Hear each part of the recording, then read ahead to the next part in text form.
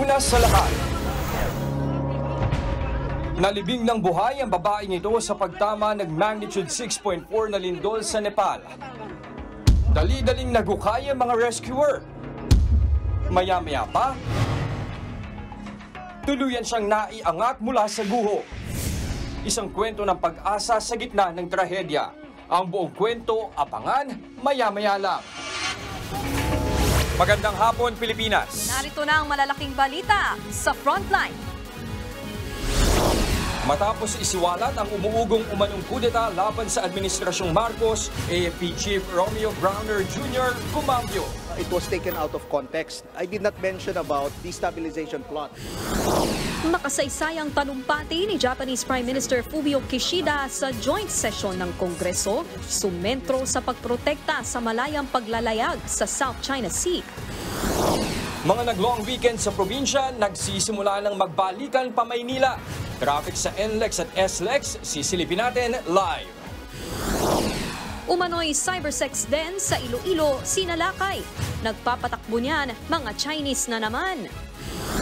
NDRRMC nagbabala sa mga taga Ilocos Norte at Cagayan sa posibleng pagbagsak ng debris mula sa pinalipad na rocket ng China. At BTS Jungkook tinawag na bagong King of Pop kasunod ng matagumpay niyang solo album.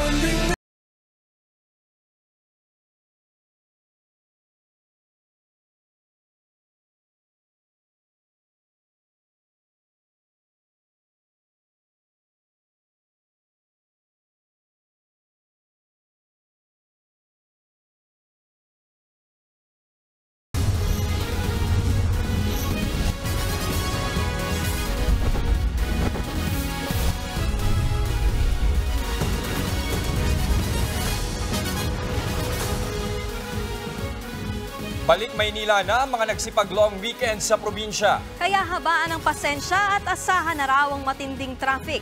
Live mula sa NLEX, nasa frontline ng balitang yan si Elaine Fulgencio. Elaine, matraffic na ba? Jess, sa mga kapatid nating nagbabalak ng bumalik ng Maynila ngayong gabi, light to moderate pa po ang lagay ng trapiko dito sa southbound lane sa Balintawak Toll Plaza sa NLEX. Pero may ilang motorista na ngayon pa lang luluwas o uuwi pa norte dahil daw para maiwasan nila yung dagsa ng mga biyahero na umuwi noong long weekend. Ngayon palang luluwas pa norte ang pamilya ni Rema mula Marikina. Umiwas daw sila sa matinding traffic bunsod ng eleksyon at undas long weekend. Sinamantala na rin nilang magpakabit ng RFID ngayong araw lalo't extended hanggang Disyembre ang dry run ng contactless toll collection sa lahat ng expressway. Parang mas maluwag ngayon, ma'am. Opo. Kaysa unlike nung 1 po, nung 1-2, sobrang daming tao. Paglampas naman ng toll plaza, tuloy-tuloy ng usad ng mga motorista. Ayon sa pamunuan ng NLEX, may kaunting build-up na sa may bahagi ng Bukawi Toll Plaza southbound lane o yung mga pabalik ng Maynila. Around 10 a.m. nagkaroon na po ng intermittent po na pagdami po yung pumapasok na po doon sa Tarlac Toll Plaza sa SCTEX. Yun po yung galing mga norte, no? And then tuloy-tuloy po dito sa may Bukawi Toll Plaza, meron tayong mga 150 meters yung nakapila dito sa ating mga CAS lanes. Bukas daw inaasahan ng bugso ng mga biyaherong pabalik sa Maynila matapos ang mahabang bakasyon. 300,000 ang mga sasakyan ng karaniwang dumaraan sa NLEX at inaasahang tataas yan ng 10% bukas.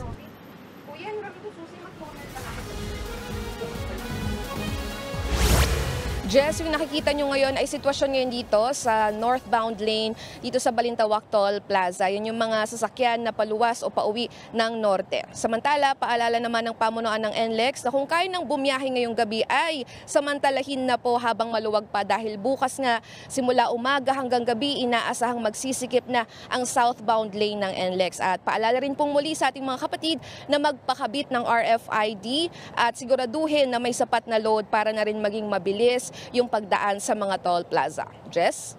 Nag-uulat mula sa NLEX Balintawak. Maraming salamat, Elaine Fulgencio. Inagahan na rin ng ilang motorista sa South Luzon Expressway ang biyahe pabalik ng Maynila. Tiyakin ding may load ang inyong mga RFID at huwag na rin kayong magulat sa mas mahal na toll. Nasa frontline ng balitang yan, si Faith Del Mundo. Maagang umuwi si Alvin de Guzman mula sa bakasyon niya sa San Juan, Batangas. Alam daw niyang marami ng babiyahe pabalik ng Maynila bukas. Kaya minabuti na niyang unahan na ang dagsa ng mga motorista. Ngayon wala, maluwag, dire-diretso. Tama lang yung ganitong oras, tama lang yung araw.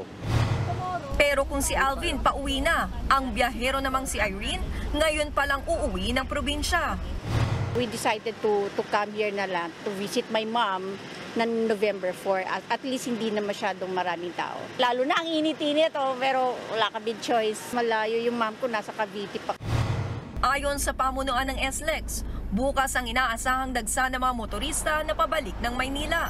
Kaya ngayon pa lang naka-standby na ang mga emergency vehicles, kabilang na ang mga ambulansya, tow trucks at fire trucks dito sa SLEX. Nagdagdag din ang patrollers at toll personnel sa mga exit at toll plaza. Abiso naman ng SLEX, may ginagawang kalsada sa bahagi ng Cabuyao, Laguna, northbound at southbound.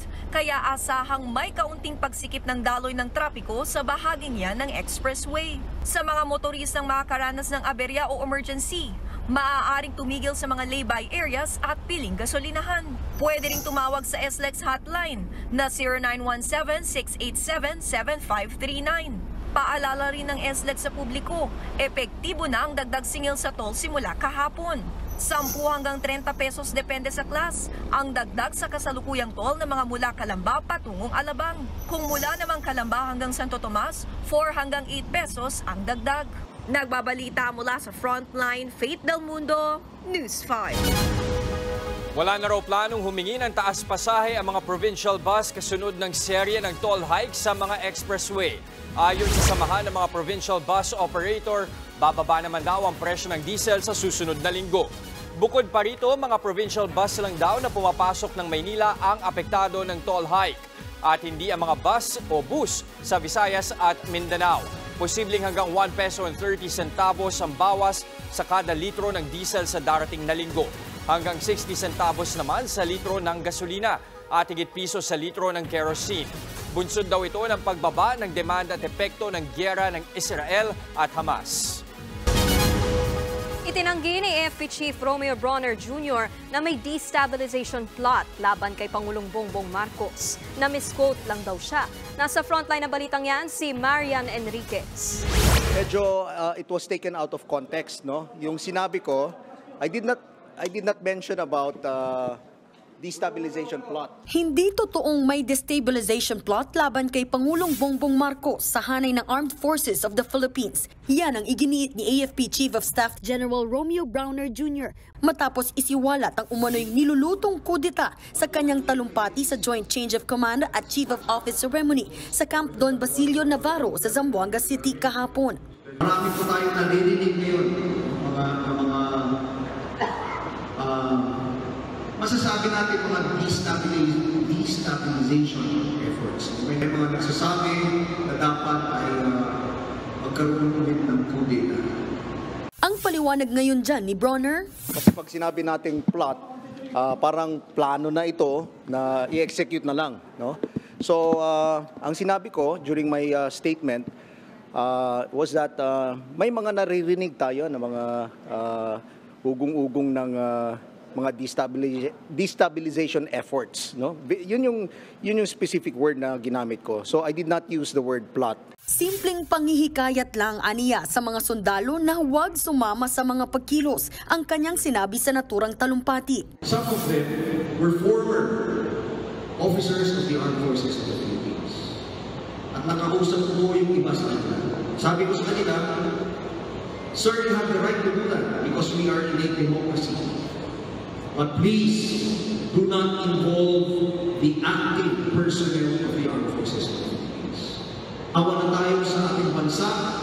Let's give our country a chance to move forward to progress. Inulit din ni Brawner ang pahayag na yan ngayong araw. Sabi pa niya, noong September 21 pa umugong ang panghihikayat daw sa mga sundalo na sumama sa mga pagkilos kasabay ng martial law anniversary. Nauna nang sinabi ng ilan pang opisyal ng AFP na misquoted si Brawner. Bagay na sinigundahan ni National Security Advisor Eduardo Año. Wala rin aniyang destabilization movement sa gobyerno at nananatili raw na tapat ang AFP at buong security sector sa kanilang Commander-in-Chief na si Pangulong Bongbong Marcos. Pero aminado si Anyo na may healthy debates ang ilang retiradong sundalo hinggil sa ilang polisiya ng administrasyon.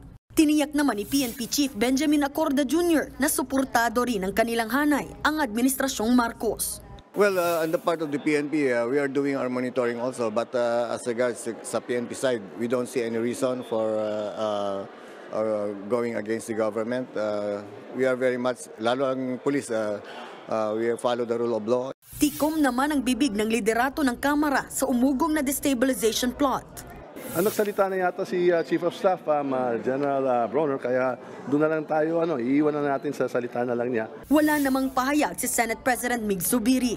Ang oposisyon naman kumakalap pa ng karagdagang detalye tungkol sa issue. Bilang bahagi ng minority at bilang bahagi ng oposisyon, isang pangunahing concern na yung democratization process natin sa Pilipinas, already as difficult as it is, ay magpatuloy at mas gumanda, no? Patuloy pang kinukuha ng News 5 ang panig ng palasyo pero wala pa silang tugon.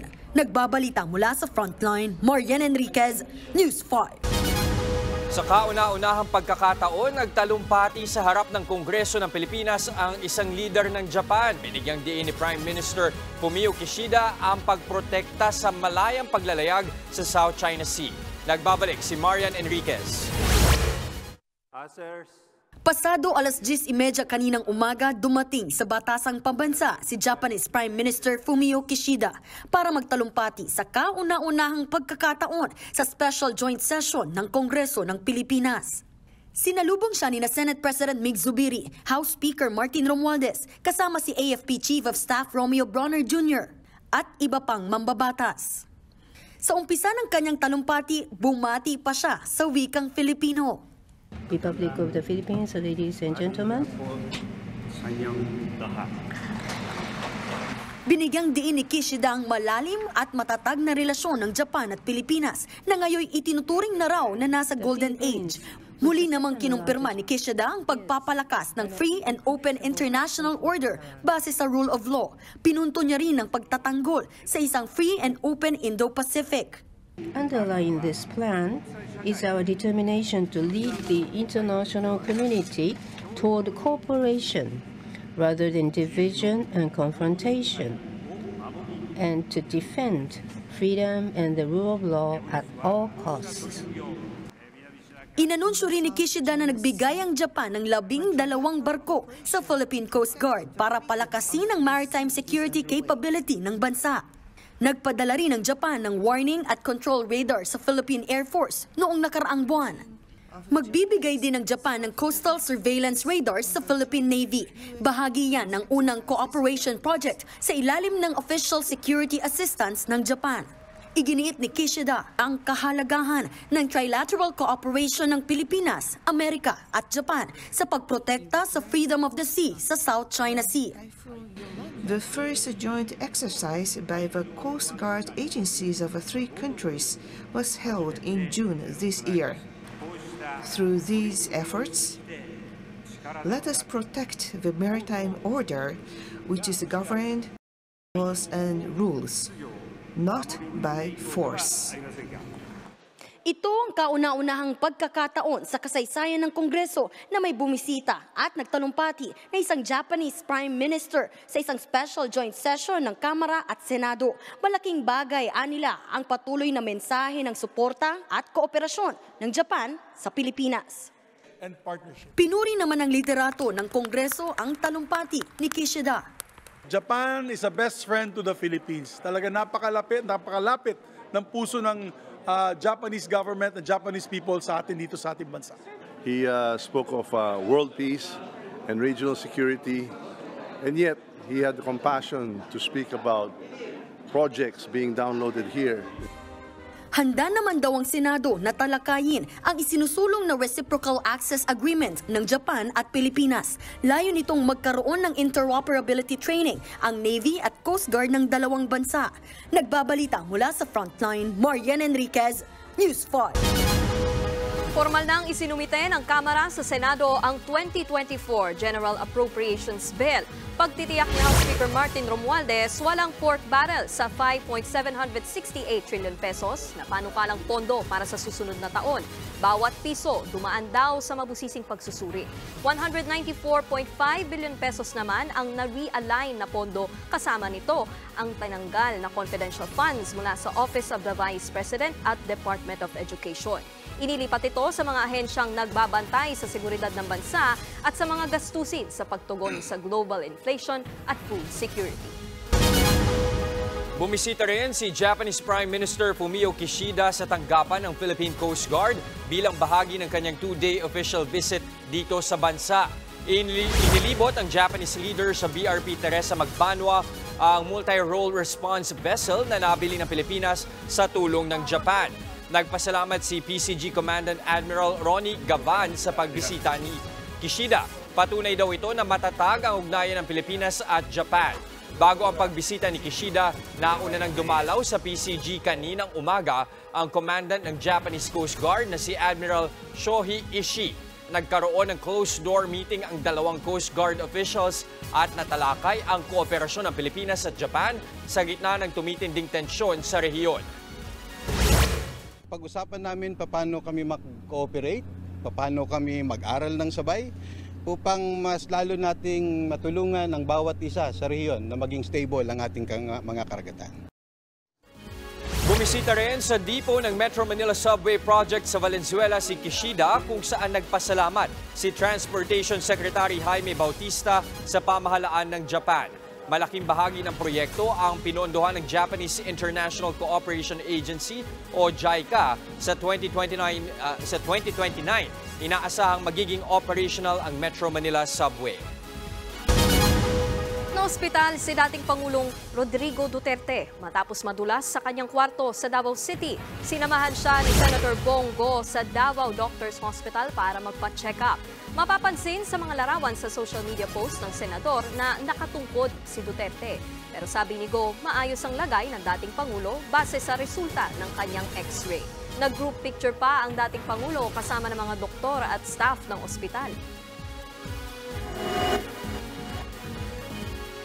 Susunod, cybersex din sa Iloilo na pinatatakbo ng mga Chinese ni Raid. Ilang sospek huli sa akto ang ginagawang kalaswaan.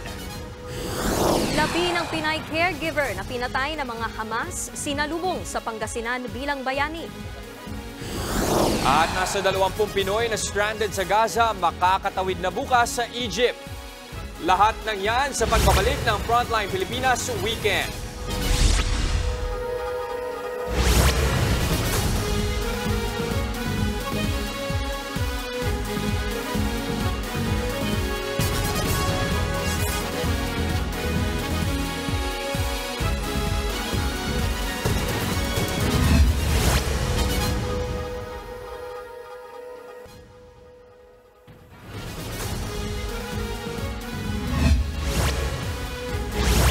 Arestado ang 17 Chinese na nagpapatakbo umano ng isang cybersex den sa Haro, Iloilo. Ang ilan sa mga sospek huli sa akto na gumagawa ng kalaswaan.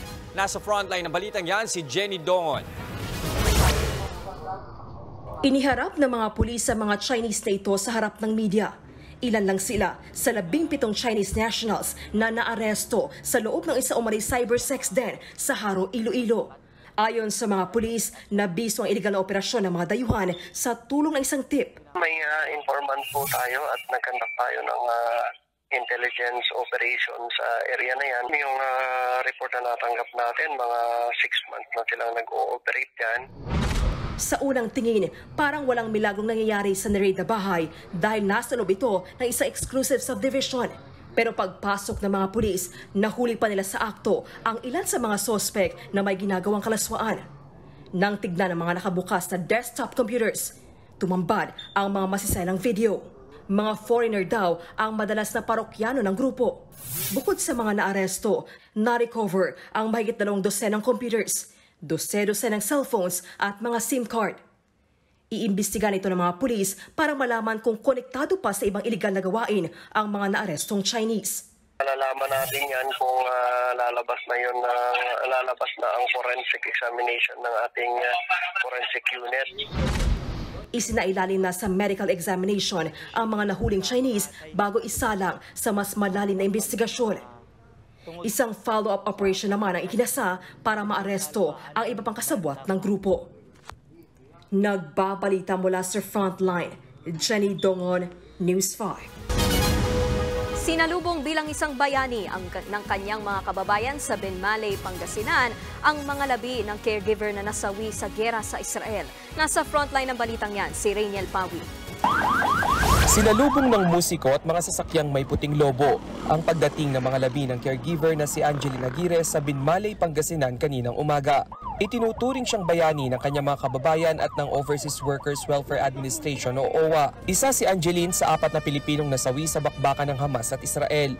Pero ang magarbong pagsalubong kay Angeline, napalitan ng hinagpis. Ang kanyang ina na si Erlinda halos hindi na makatulog simula nang malaman ang nangyari sa kanyang anak.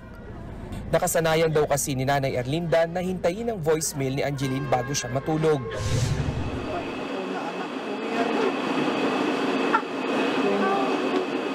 Nagigising ako ng madaling araw. Sabi niya, Ina, bakit gising ka na? Matulog ka ulit. May voicemail pa nga yan. Gising niya pa lang habang nagtatrabaho. Tumatawag na yan. October 11 ang bigyang pugay ng local official ng Jerusalem ang kabayanihan ni Angeline. Kahit daw kasi may pagkakataong makatakas mula sa mga militanteng Hamas, pinili ni Angeline na manatili sa tabi ng kanyang inaalaga ang Israeli. Parehong nasawi si Angeline at ang kanyang inaalagaan sa pag-atake ng Hamas. Si Angeline pa naman ang sumusuporta sa kanyang pamilya sa Pangasinan. Kabilang daw sa naitulong ni Angeline ang operasyon sa mata ng kanyang kapatid. Kasi 4 na yun sir, nagpupurgod na yan. Kaya lang, yun na nga yung pinagkagasusan nila, yung kuya niya, sir. Iniisip niya wala, pag ito lang, hindi kakasya yung kasi lalo na yung pinag-opera namin, sir. Labis din ang trauma na sinapit ng ate ni Angeline na si Angelica na nagtrabaho rin sa Israel bilang caregiver. 20 minutong biyahe ang pagitan ng tinitirhan nila ni Angeline na malapit sa Gaza Strip. Nauna nang nakauwi sa Pilipinas si Angelica. Kinamusta ko po siya, tapos sabi niya, hindi na po narinig na po yung putupang barila na parang sa kanila daw po. Talagang sinasabi na natatakot po siya kasi wala po yung shelter. Sa ngayon, inaasikaso na ng gobyerno ang pagbibigay ng tulong sa mga naulila ni Angeline. Bukas na rin siya nakatakdang ilibing. Tulungan nila tayo dun sa paghanap ng trabaho dun sa mga kapatid na naiwan ni Angeline. Yung mga hindi natapos dun sa bahay nila na dahil nga kay Angeline pumanaw, pinacheck ko na kung paano tatapusin. Sa Lunes naman, iuwi na ng Pilipinas ang labi ng isa pa nating kababayang namatay sa Israel na si Grace Cabrera. Nagbabalita mula sa Frontline, Rainiel Pawid, News 5. Makatatawid na bukas papuntang Egypt ang nasa 20 Pinoy na stranded sa Gaza. Nakapanlulumo naman ang mga imahe ng trahedya sa nagpapatuloy pa ring bakbakan ng Israel at Hamas. Nasa Frontline ng balitang yan si Elaine Fulgencio. يا الله الطفلة يا الله على النسوان يا الله على البنات. Nagkalat ang dugo ang bangkay ng mga bata, matanda, mapababae man o lalaki sa kalsadang ito sa Gaza City. Kahit ang lalaking nagvi-video, hindi napigilan ng emosyon.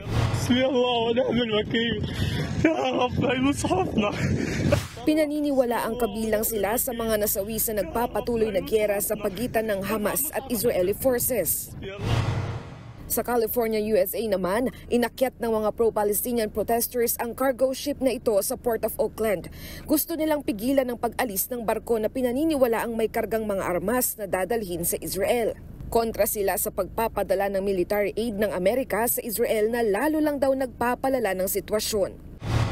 Kita naman sa video na ito ang lawak ng pinsala sa refugee camp sa Gaza matapos ang pambobomba ng Israel.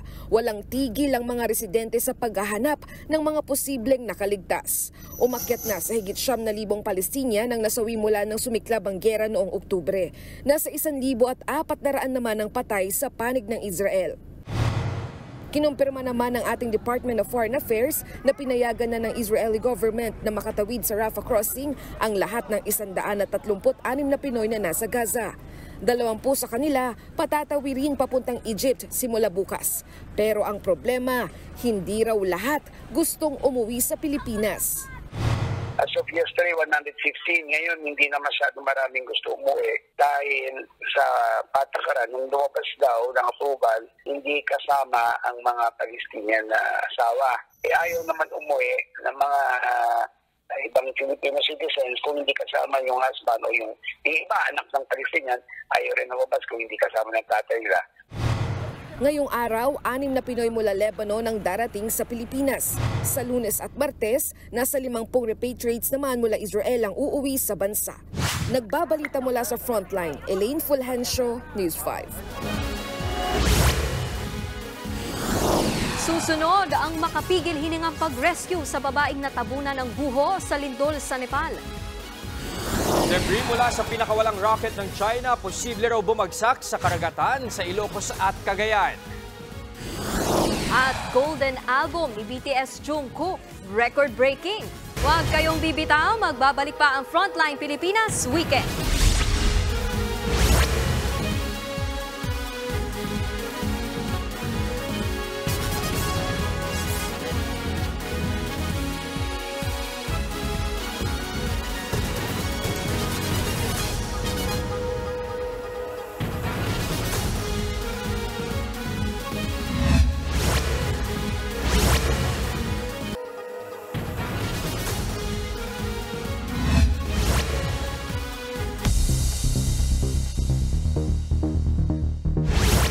Mahigit 100 ang patay sa magnitude 6.4 na lindol sa Nepal. Tiniyak naman ng Department of Foreign Affairs na walang Pilipinong apektado sa lindol. Nasa frontline ng balitang yan si Brian Basa. Natabunan ng lupa ang babaeng ito matapos ang malakas na lindol sa Nepal. Humihingi siya ng saklolo habang naghuhukay ang mga rescuer. Maya-maya pa, tulong-tulong na iniangat ng mga rescuer ang babae.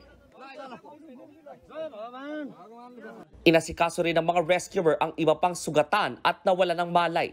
Sa tindi ng pinsala ng lindol, halos mapulbos ang village na ito. Debris na lang ng mga gumuhong bahay ang natira. Ang mga kalsada nabura na sa mapa. Ang ilang residente nagbabaka sakali pang may maisalbang mga gamit. Kasama ang Army Medical Team, binisita ni Nepalese Prime Minister Pushpa Kamal Dahal Prachanda ang mga evacuee. Bumuhos ang emosyon ng mga nakaligtas habang kinakausap ang kanilang leader. Nagpaabot siya ng pakikiramay sa mga namatayan at nangako ng tulong. Mahigit 100 na ang namatay sa lindol sa Nepal, pero pinangangambahang mas darami pa ito. Ayon sa National Seismological Center ng Nepal, umabot sa magnitude 6.4 ang pagyanig. Nagbabalita mula sa Frontline, Brian Basa, News 5. Nagbabala ang National Disaster Risk Reduction and Management Council o NDRRMC na posibleng bumagsak sa hilaga ng Luzon ang mga debris mula sa rocket launch ng China. Ayon sa NDRRMC, sa dagat malapit sa Burgos, Ilocos Norte at Santa Ana, Cagayan, posibleng bumagsak ang debris ng Long March 7A rocket. Pero mababa naman daw ang posibilidad na magdulot ito ng anumang pinsala. Pasado alas 10 kagabi, sinagawa ng China ang rocket launch sa Hainan Island. Ang Long March 7A ay satellite na gagamitin ng China para sa high-speed communications. Kahit pamalayo sa lupa ang posibleng pagbagsakan ng rocket, naka-alerto pa rin ang provincial government ng Cagayan. We also inform all our MDRRMOs, especially in the coastal areas of Cagayan. You just have to inform them para kahit paano, they know what to do, kung anong klaseng pagkahanda ang dapat gawin.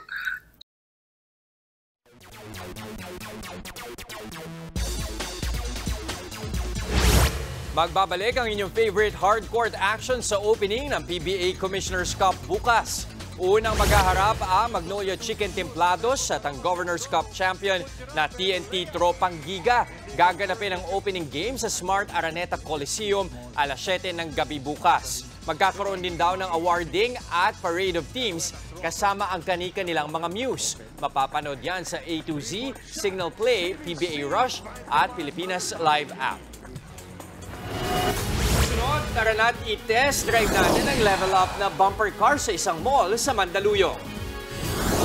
At pambato ng Pilipinas sa Miss Universe 2023 na si Michelle D. Nasa El Salvador na. Tuloy-tuloy ang balitaan sa Frontline Pilipinas Weekend.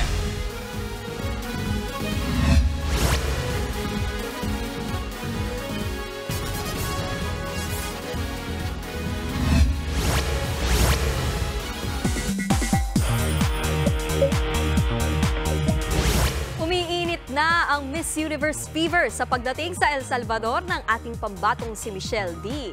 Binansaga namang bagong King of Pop si BTS Jungkook dahil sa record-breaking sales ng kanyang solo album. Nasa frontline ng balitang yan si MJ Marfori.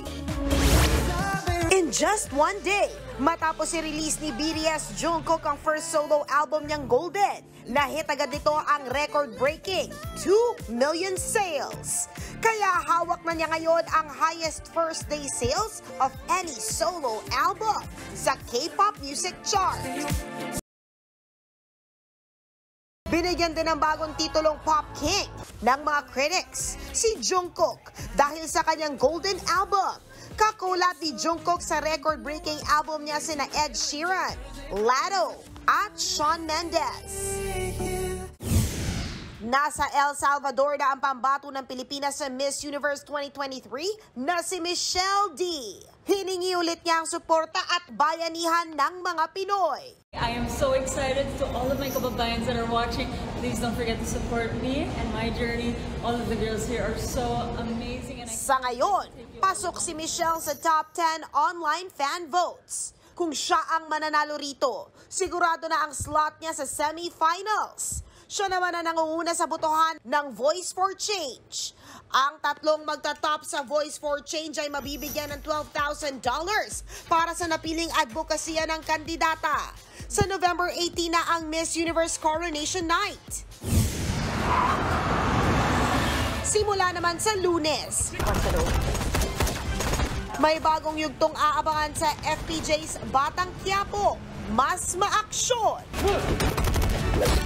at puno ng twist. Droga ba yung negosyo niyo?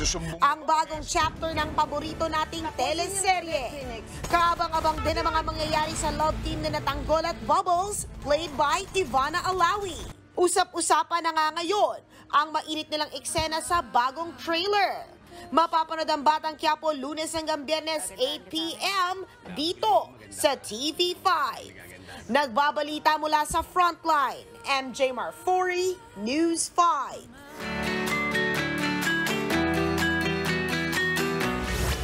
Okay, partner, ilang oras na lang matatapos na yung long weekend. Ikaw ba saan ka namasyal? Sa totoo lang, partner, hindi ako masyadong nakapasyal. Talagang ginamit ko siya pang undas. Ayun naman pala. Ikaw ba, partner? Long weekend, ano yun? Nagtrabaho tayo, wala tayong panahon pa. Pero piliin natin humabol. In fact, meron pwedeng kakaibang lugar dito sa Metro Manila naghahatid ng kakaibang excitement. This holiday season, 2 level up na pasyalan ang pwedeng puntahan ng ating mga kapatid. Silipin natin yan kasama ang ating weekend buddy na si Mondi Lopez.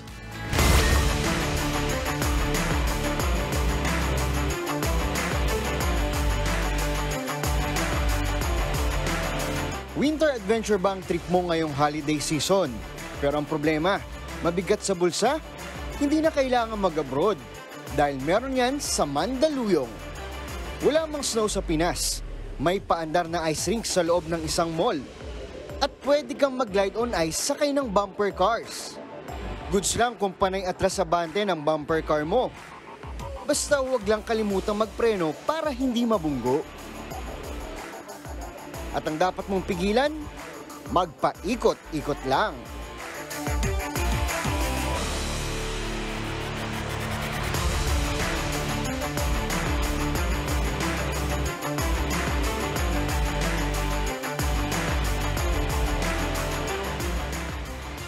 Aba, kahit ako, next level din ang hilo.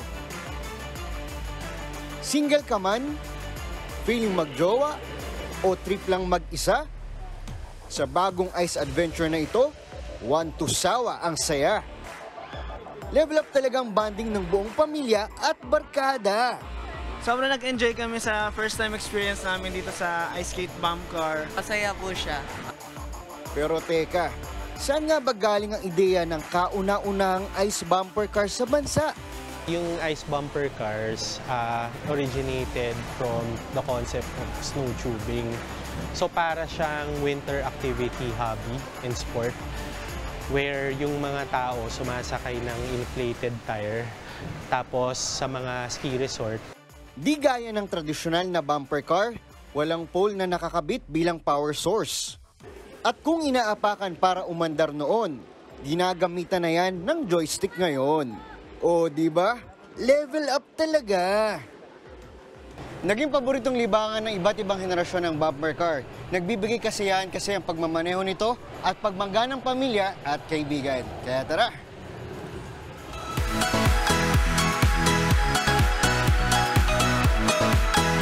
Kung mahilig naman sa art, try nyo itong indoor spot sa isang mall sa Quezon City. Talagang masusubok ang iyong creativity. Pero ang #1 golden rule, magsuot ng PPE para iwas messy. Get crazy and wild in a creative way ang PEG. Pinaka-main highlight natin dito sa Art Boom is yung paint shop. Dito, ine-express mo dito yung pagiging insane mo sa pagpe-paint. Mula sa simpleng pagbuhos ng pintura sa iniikot na canvas, pagbato ng paint balloon, pagpunteriya gamit ang giant syringe, at pag-asinta sa pamamagitan ng higanteng tirador, makakalika ka ng obra. Astig, di ba? Happy weekend mga kapatid! Mondi Lopez, News 5. Basta talaga pag-i-enjoy, nasa frontline yan si Mondi. Ang mga kapatid, 51 days na lang po, Pasko na. At yan ang mga balita mula sa frontline ng Pilipinas ngayong weekend. Mga balita at impormasyong para sa mga may alam at may pakialam. Ako po si Nikki de Guzman. Kami ang inyong mga kasangga sa pagbabalita. Ako naman si Jess De Los Santos. Magandang gabi, Pilipinas.